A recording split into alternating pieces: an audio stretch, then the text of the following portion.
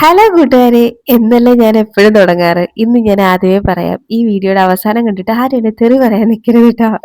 അപ്പൊ അതാണ്ട് ഈ സംഭവങ്ങളൊക്കെ ഒരു കുക്കറിലോട്ട് ചേർത്ത് കൊടുത്തിട്ട് വെള്ളവും ചേർത്ത് നമ്മുടെ ഗ്രീൻ പീസ് ഇതുപോലെ എടുത്ത് വെച്ച് നല്ല അടിപൊളി ഒരു ഐറ്റം ഉണ്ടാക്കിയെടുക്കുക. അപ്പൊ വായോ എങ്ങനെ ഉണ്ടാക്കുന്നത് കണ്ടു നോക്കാം. അതിന് മുന്നേ എപ്പോഴും പറയുന്ന പോലെ ചാനൽ സബ്സ്ക്രൈബ് ചെയ്യാതെ ആരെങ്കിലും കാണുന്നുണ്ടെങ്കിൽ പ്ലീസ് ഒന്ന് സബ്സ്ക്രൈബ് ചെയ്തേക്കണേ. അപ്പൊ ഇത് ഉണ്ടാക്കിയെടുക്കാൻ വേണ്ടി ഞാനിവിടെ ഒരു 1/4 കപ്പോളം ഗ്രീൻ പീസ് എടുത്ത് നൈറ്റ് ഒന്ന് കുതിർത്തതാണ് കേട്ടോ. ഓവർനൈറ്റ് കുതിർത്തെടുത്തതാണ്. അതൊന്ന് കഴുകി വൃത്തിയാക്കി എടുത്തതാണ് കേട്ടോ. ഇനി നമുക്ക് ഒരു കുക്കർ ഒന്ന് എടുത്ത് വെക്കാം. അതിലേക്ക് ഒരു സവാള അത്യാവശ്യം കനത്തിൽ തന്നെയാണ് കേട്ടോ അരിഞ്ഞെടുത്തേക്കുന്നത്. കനം കുറച്ച് അരിയേണ്ട ആവശ്യമൊന്നുമില്ല. ഇനി അത്യാവശ്യം നല്ല പഴുത്ത നല്ല വലിയൊരു തക്കാളി എടുത്തിട്ടുണ്ട്. അപ്പൊ ചെറുതാണെങ്കിൽ 2 തക്കാളിയൊക്കെ എടുക്കാം കേട്ടോ. ഇനി ഇതിലേക്ക് കുറച്ച് വെളുത്തുള്ളി അല്ലി ചേർത്ത് കൊടുക്കുന്നുണ്ട്. അപ്പൊ നിങ്ങൾക്ക് ഇഞ്ചി ചേർക്കണമെന്ന് ആഗ്രഹമുള്ളവർ ഇഞ്ചി ചേർക്കാം, ഞാൻ ചേർക്കുന്നില്ല കേട്ടോ. ഇനി നമുക്ക് എരിവിന് ആവശ്യത്തിനുള്ള പച്ചമുളക് കൂടെ ചേർത്ത് കൊടുക്കാം. ഞാനിവിടെ ഒരെണ്ണേ ചേർക്കുന്നുള്ളൂ. പൊതുവേ എരിവ് വളരെ കുറച്ചാണ് ഞാൻ ചേർക്കുന്നത്. ഇനി നമുക്ക് ഇതിലേക്ക് 1 കപ്പോളം വെള്ളം ചേർത്ത് കൊടുക്കാം. അപ്പൊ ഞാൻ രാവിലെ ഡ്യൂട്ടിക്ക് പോകാനുള്ള വെപ്രാളത്തിൽ ഒരു കറി ഉണ്ടാക്കിയതാണ് കേട്ടോ. പക്ഷെ നല്ല എളുപ്പമാണ്, നല്ല ടേസ്റ്റുമാണ് കേട്ടോ ഈ ഒരു കറിക്ക്. വളരെ പെട്ടെന്ന് ഉണ്ടാക്കിയെടുക്കാം. നമുക്ക് സമയമില്ലാത്ത നേരങ്ങളിലൊക്കെ ഇങ്ങനെ ഉണ്ടാക്കിയെടുത്താൽ മതി കേട്ടോ. അപ്പൊ ദാണ്ടെ ഇനി ഇതിലേക്ക് നമ്മൾ ഗ്രീൻ പീസ് ഇതുപോലെ കുറച്ച് വെള്ളം കൂടെ ഒഴിച്ച് ഒരു പാത്രത്തിലോ, ഒരു സ്റ്റീൽ പാത്രത്തിലോ അലൂമിനിയം പാത്രത്തിലോ വല്ല ഇതുപോലെ വെച്ച് കൊടുക്കാം. അതായത് പൊട്ടുന്ന പാത്രത്തിലൊന്നും വെക്കരുത്. ഇതുപോലെ ഒന്ന് വെച്ച് കൊടുത്തിട്ട് നമുക്ക് അടച്ചു വെക്കാം. ഒരു 4 വിസിൽ കേൾക്കണം. ഗ്രീൻ പീസ് ഒക്കെ നന്നായിട്ട് വെന്ത് കിട്ടണം. അപ്പൊ അടുപ്പത്തേക്ക് മാറ്റുന്നുണ്ട്. ഇപ്പൊ ദാണ്ട വെന്ത് ആ സ്റ്റീം ഒക്കെ ഒന്ന് പോയിട്ട് വന്നിട്ടുണ്ട്. അപ്പൊ നമുക്ക് ഓപ്പൺ ചെയ്യാം. നമ്മുടെ ഗ്രീൻ പീസും എല്ലാം സവാളയും തക്കാളിയും എല്ലാം നന്നായിട്ട് വെന്ത് ഒന്ന് കുഴഞ്ഞു വന്നിട്ടുണ്ട്. അപ്പൊ ഈ ഒരു സമയം തന്നെ കൈ വെച്ചത് എടുക്കരുത്, നല്ല ചൂടായിട്ടിരിക്കും, കൈ പൊള്ളും കേട്ടോ. അപ്പൊ ഒരിത്തിരി തണുത്തതിന് ശേഷം ഇതെടുത്ത് മാറ്റിയാൽ മതി. അപ്പൊ അതാണ് ഞാനത് മാറ്റിയിട്ടുണ്ട്. കണ്ടോ, നമ്മുടെ ഉള്ളിയൊക്കെ നന്നായിട്ട് വെന്തിട്ടുണ്ട്, ഗ്രീൻ പീസ് വെന്തിട്ടുണ്ട്. അപ്പൊ നമുക്ക് ഈ ഉള്ളിയും തക്കാളിയൊക്കെ ഒരു മിക്സിയുടെ ജാറിലോട്ട് ഇട്ട് കൊടുത്ത് നമുക്കൊന്ന് നന്നായിട്ട് അരച്ചെടുക്കേണ്ടതായിട്ടുണ്ട്.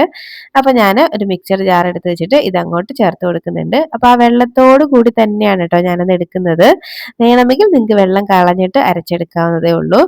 അപ്പൊ ഞാൻ ആ വെള്ളത്തോട് കൂടി തന്നെ ഇട്ട് നല്ല പേസ്റ്റ് കണക്കിന് നമുക്കൊന്ന് അരച്ചെടുത്ത് കൊണ്ടുവരാം. ഒന്ന് തണുത്തതിന് ശേഷം മാത്രം കേട്ടോ. അതാണ്ട് അരച്ചെടുത്തിട്ടുണ്ട്. അപ്പൊ ഇത് അങ്ങോട്ട് മാറ്റി വെക്കാം. ഇനി ഒരു പാൻ ഒന്നെടുത്ത് അടുപ്പത്തേക്ക് വെച്ചിട്ടുണ്ട് ഞാൻ. അതിലേക്ക് കുറച്ച് വെളിച്ചെണ്ണ ചേർത്ത് കൊടുക്കുന്നുണ്ട്. ഒരല്പം മാത്രം വെളിച്ചെണ്ണ ചേർത്ത് കൊടുത്തിട്ട് നമ്മുടെ ഈ ഒരു അരച്ചു വെച്ചേക്കുന്ന മിക്സ് അങ്ങോട്ട് ചേർത്ത് കൊടുക്കാം.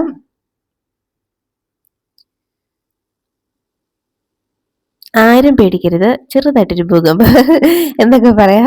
നമ്മൾ ഒഴിച്ചപ്പോൾ ചെറുതായിട്ടൊരു പൊട്ടിത്തെറി ഉണ്ടായതാണ്. അപ്പം മൊത്തം അങ്ങോട്ട് ഒഴിച്ചു കൊടുത്ത് നല്ലപോലെ മിക്സ് ആക്കി എടുക്കാം. ഇതുപോലെ ഒന്ന് മിക്സ് ആക്കി എടുത്തിട്ട് ഇനി ഇതിലേക്ക് കുറച്ച് പൊടികൾ ചേർത്ത് കൊടുക്കുക. ഒരു 1/4 ടീസ്പൂൺ മഞ്ഞൾപ്പൊടി, 1 ടീസ്പൂണോളം മുളക് പൊടിയും, 1 ടീസ്പൂൺ മല്ലിപ്പൊടിയും, കുറച്ച് ഗരം മസാല, ഒരു 1/2 ടീസ്പൂണൊക്കെ ഗരം മസാല ചേർത്തിട്ട് നല്ലപോലെ ഒന്നും കൂടെ അങ്ങ് മിക്സ് ആക്കി എടുക്കണേ.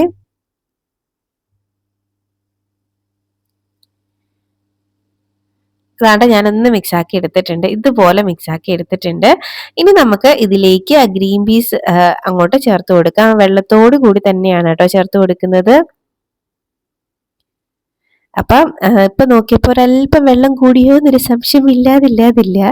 അപ്പൊ ഒരുപാട് വെള്ളം ഉണ്ടെങ്കിൽ ഒഴിക്കണ്ട കേട്ടോ, കുറച്ച് വെള്ളം ചേർത്താൽ മതി. ഇനി ആവശ്യത്തിനുള്ള ഉപ്പും കൂടെ ചേർത്തിട്ട് ഒന്നങ്ങ് മിക്സ് ആക്കി കൊടുക്കാം. അപ്പം ഞാൻ ഇങ്ങനെ ഒന്ന് മിക്സ് ആക്കിയിട്ട് ഇത് കുറച്ച് നന്നായിട്ട് ഒന്ന് തിളച്ച് വരട്ടെ എന്ന് കരുതി. ഈ തിളച്ച് വെള്ളമൊക്കെ കുറച്ച് വറ്റി വരണം. കാര്യം ഇത്രയും വെള്ളം ഉണ്ടെങ്കിൽ ഇതിനത്ര ടേസ്റ്റ് ഉണ്ടാവില്ല. കറിക്ക് ഒന്ന് കുറുകിയിരിക്കുമ്പോഴാണ് കേട്ടോ നല്ല ടേസ്റ്റ് ഉള്ളത്. അപ്പൊ കുറച്ച് സമയം ഇതുപോലെ നമുക്ക് ഒന്ന് തിളയ്ക്കാൻ വെക്കാം. അല്ലെങ്കിൽ ഗ്രീൻ പീസിന്ന് വെള്ളം ചേർക്കും, കുറച്ച് ചേർത്താൽ മതി കേട്ടോ. അതാ ഞാൻ പറഞ്ഞു, എന്നെ അത് തല്ലാൻ നിൽക്കരുത് കേട്ടോ അവസാനം വീഡിയോ കണ്ടിട്ട്.